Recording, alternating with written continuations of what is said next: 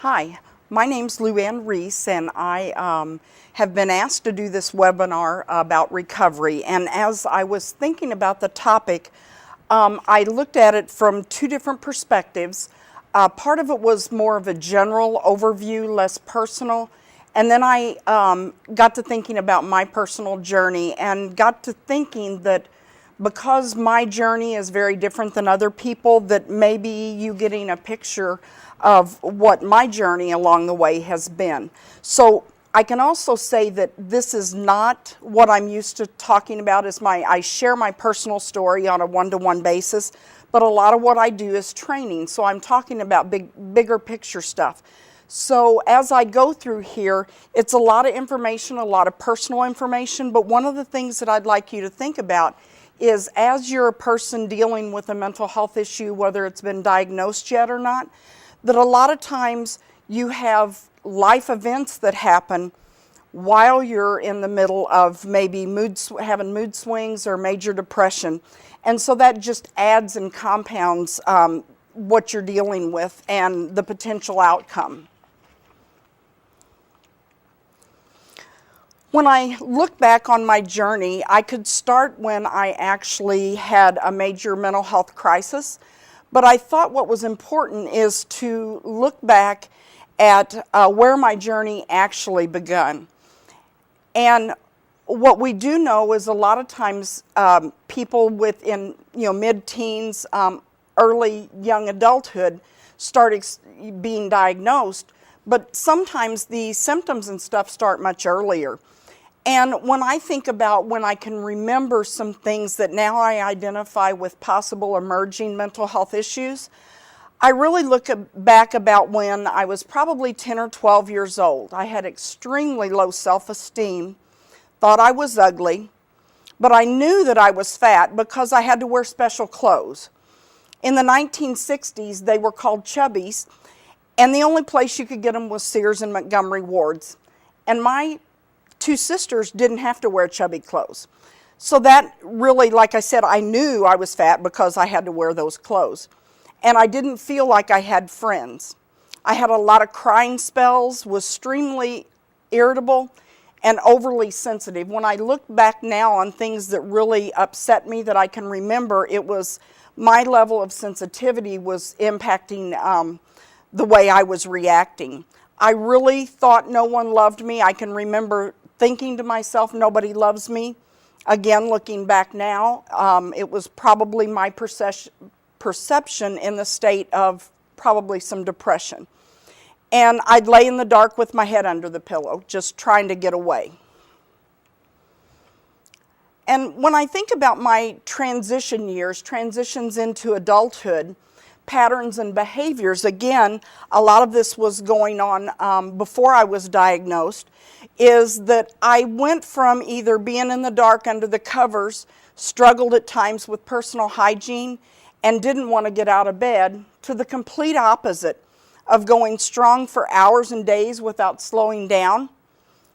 I had at least 2 jobs at one time, and at one point I had a full-time job working swing shift and also had 2 other part-time jobs.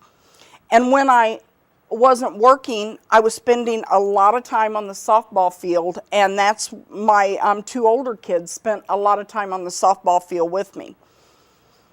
Another thing that I think about is seeking relationships that would make me happy.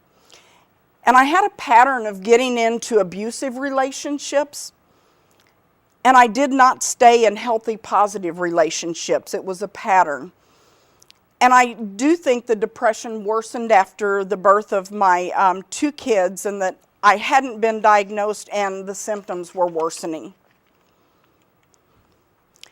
Young adulthood, I had 2 marriages that ended before I was 22. The first one was a very good man. We're still friends today. We just I was always busy. He was wanting to sit and read, and it just didn't work out. The second was very abusive, both emotionally and physical, and was in that relationship for almost 2 years. 9 years later, I married a wonderful man, and we had a lot in common. He was a good stepdad. He was a hard worker and a good provider. A year and a half after we married, we were blessed with the birth of a son, Spencer. And I'll kind of add a little humor here. There's been times along this journey that I have wondered if that was a blessing, but I know it was. And life was really good. After years of struggling with mood swings, some major life events happened that really caused me more struggle to be able to stay stable and take care of my family. I was finally, after a dream come true, I was able to quit work and be a stay-at-home mom. Very shortly, within 4 months of me quitting my job, my husband Joel became disabled with sleep apnea, and he was a truck driver, so they immediately took his license, and he was unable to work. We lost our home. We had to move to another town. Although it was nearby family, it was still another town and another school district, and we're from very rural school districts. But I had 2 teenagers who were very unhappy with having to move away from their friends and start over in a new district. My major depression got worse. I had suicidal thoughts and a plan, and actually was going to carry out the plan, and it was going to be in a car. And Spencer, my youngest son, would not let me go alone. He begged and he cried, so I took him with me, but I would not complete the plan with him in the car. And I had a couple hospitalizations, and then I went into outpatient services. We had a turning of the corner, and it was like something good is about to happen. Joe and I were both referred to vocational rehabilitation for evaluations to receive services because of our disability. Mine was a mental health disability, his was physical. We went through testing, evaluations, explored careers. We were found eligible for services and supports, so we set our goals and our individual plans. We started college. Joe entered a radiology program at about 35 miles from home, and Spencer went to college with him 3 days a week. And what was really neat about this is because Joe was in a radiology program, he had to wear a white lab coat once a week. And so Spencer's grandma made him a white lab coat, so on the days Joe had to go to do his clinicals, Spencer went in dressed like him. So they were best buds. And I was going to go into social work. I was amazed at the good grades both of us made, because I just did what I had to get by in school, and I think Joe did also. In December of 1992, I graduated with my associate's degree, and I had been accepted into Southeast Missouri University in Cape Girardeau. In 1992, Joe was accepted at the same time and graduated in December with his radiology degree, and had been accepted into a 1-year ultrasound program, which was very hard to get into at the time. And boom, we were hit in the face with more challenges. Joe developed pancreatitis. He went into full arrest with 3 major organs failing. He was in a 9-week medically induced coma, and he was in the hospital for 3 months. During this 3 months, the kids stayed with grandparents, mainly my mom, and Spencer had been going to daycare and had a really stable routine until this happened, because the funding came from Joe and I going to school, and because we weren't in school, he was no longer able to attend daycare. So the only stable thing that he had that could have been helped with some continuity, he had taken away. Then after 3 months, Joe was transferred to Columbia, which is about 3.5 hours away, for 2 months in rehabilitation. He came home in a wheelchair and with heavy 24-hour care.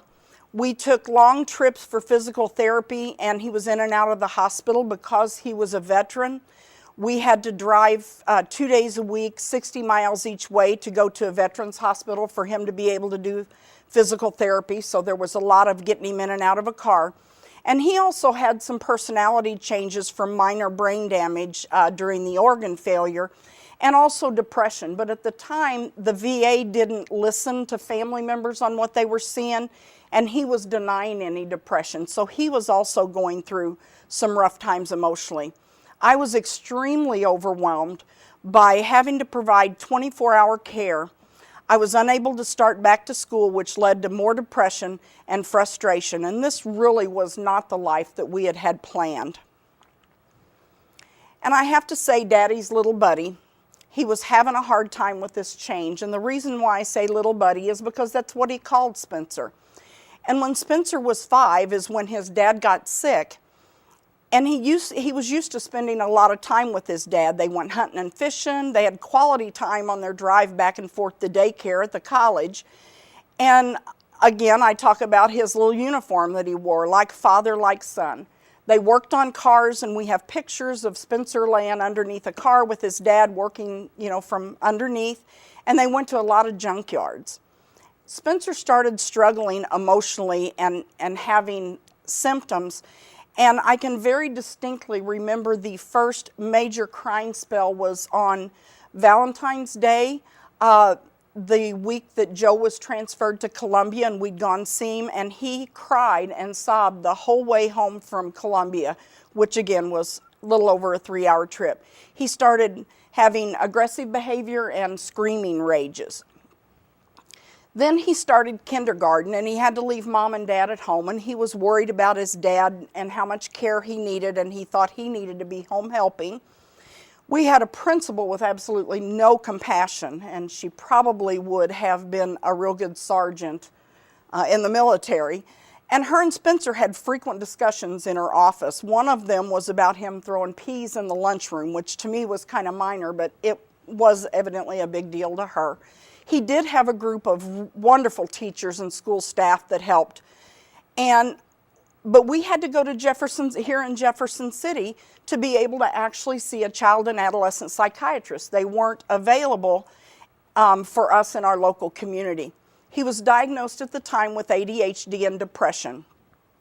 He was put on some medications that seemed to, at times, that he had gotten worse.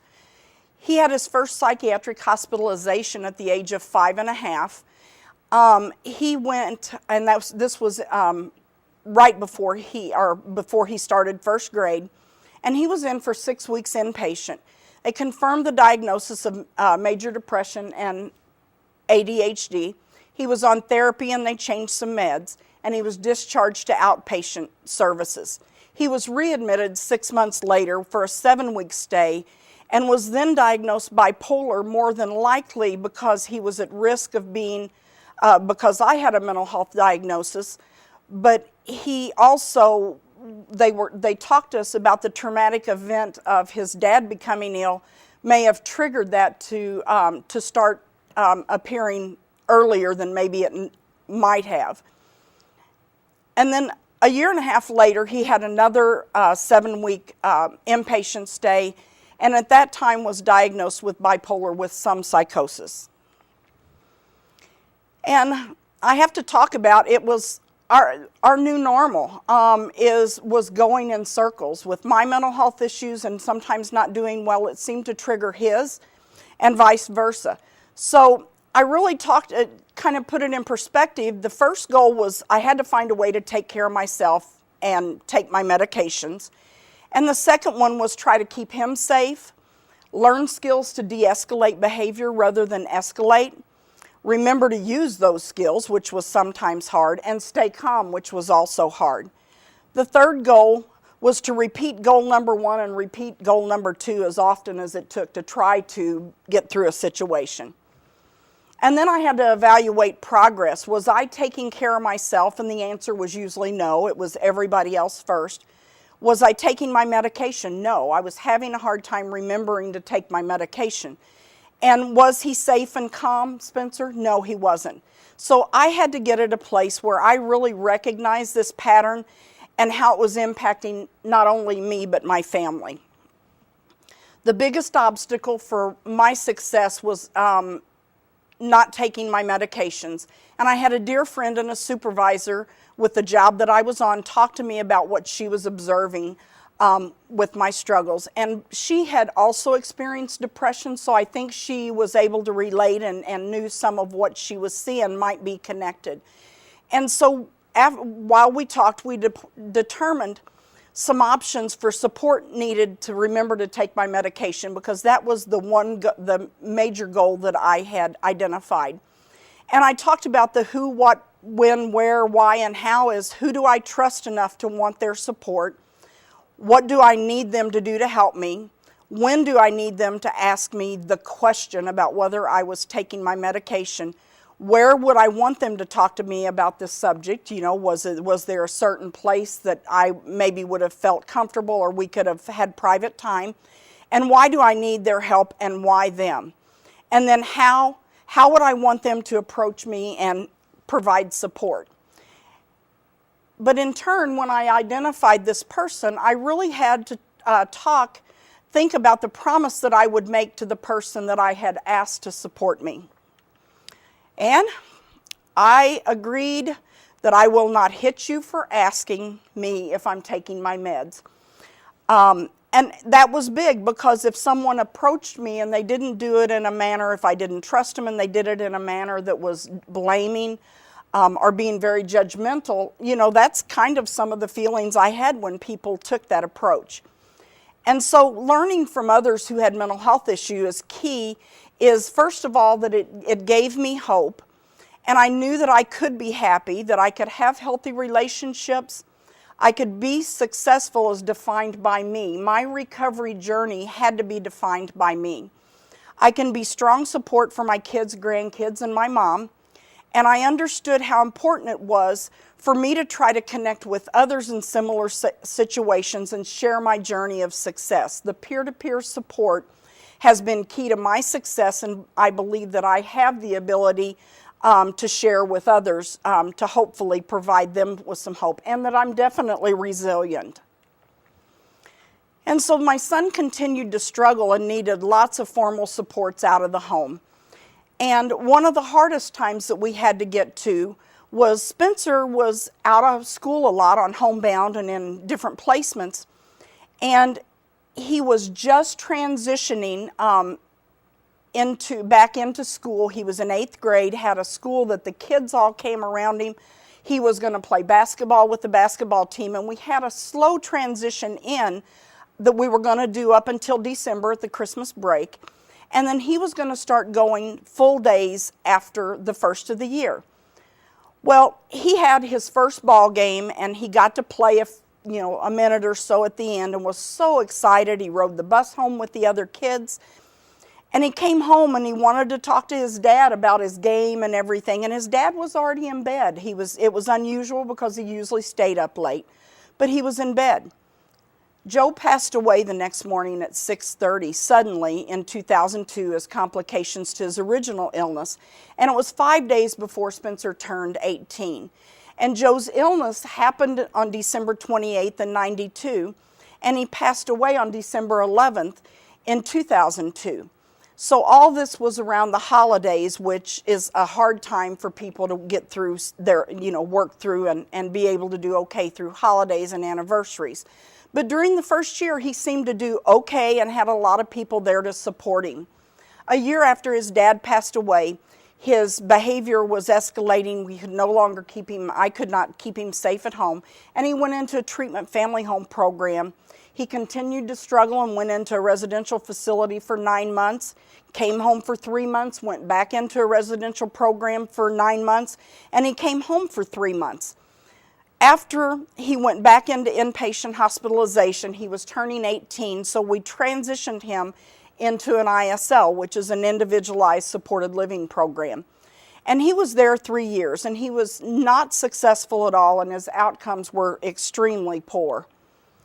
But Spencer's journey to recovery, and I talk about this again because as a parent with mental health issues, trying to help support him to be successful was really challenging at times as we were trying to work through this.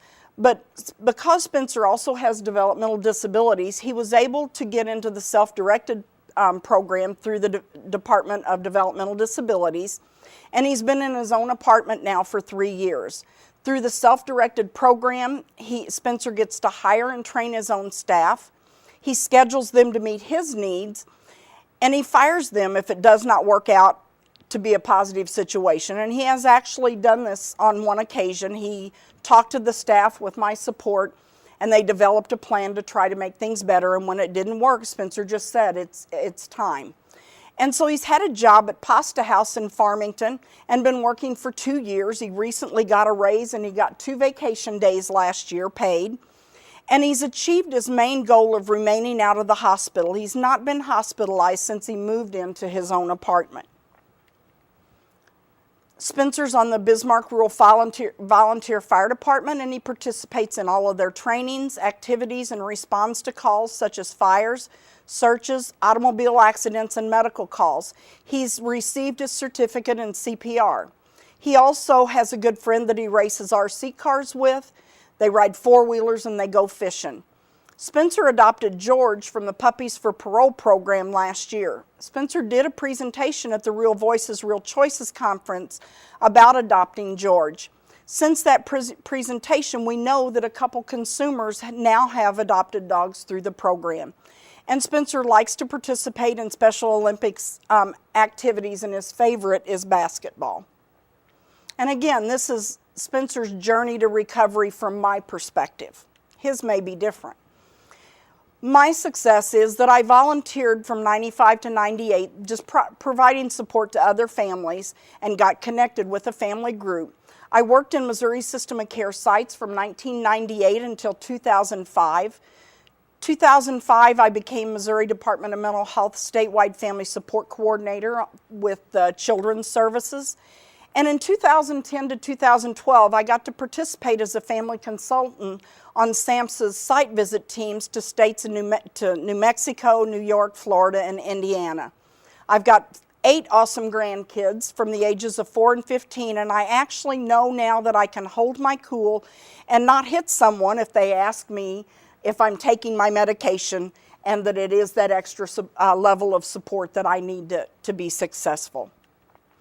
And my final thoughts with this presentation is what should and can you hopefully take away from this is what recovery is will be defined by me. My recovery is possible, although not always easy. My recovery has been easier since I found people to help me when I'm struggling. I have a lot to share with others about my success in recovery.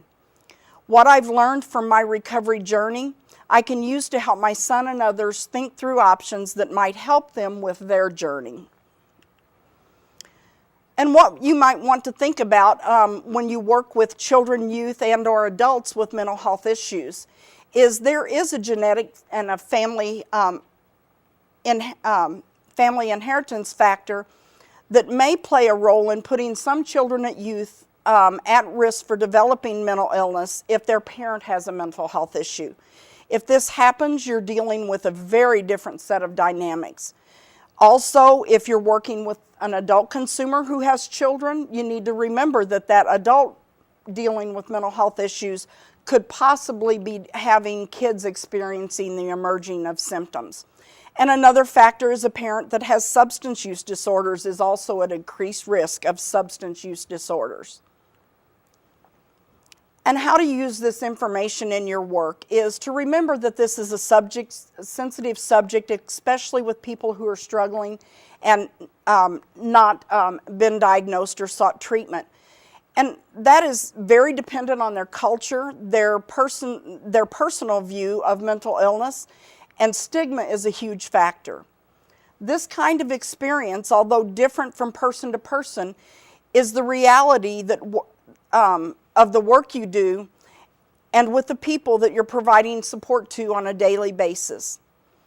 People with mental health issues don't live in bubbles, but they live with families, in communities, and in their jobs and school. So it's not like you can just treat the person for their symptoms and then be successful with their outcome. And that they may also be one of your family members or a friend. And the final thing I have to say is if you have a family member or friend or somebody that you work with or you're acquainted with, and they start struggling, the best thing you can do is just listen, and be there when they need them. And hopefully have some ideas when they get to the place is how to help support them to reach out to get connected with someone who can help do an assessment and hopefully provide some treatment services. And that completes my journey. I have to say a lot of the stuff was very personal that I shared in this presentation, but I can also tell you those were just the real big defining moments. As you can imagine, over this journey, there's been lots of other things that also impacted us, but when I was trying to think about key points in my journey, I felt it was important to go through some of those personal challenges that we faced, and just to let everybody know that we really are doing fairly well. It doesn't mean that we're perfect, but we really are at a different place, and we don't tend to chase each other's tails, me and my son, as often as we used to. Thank you.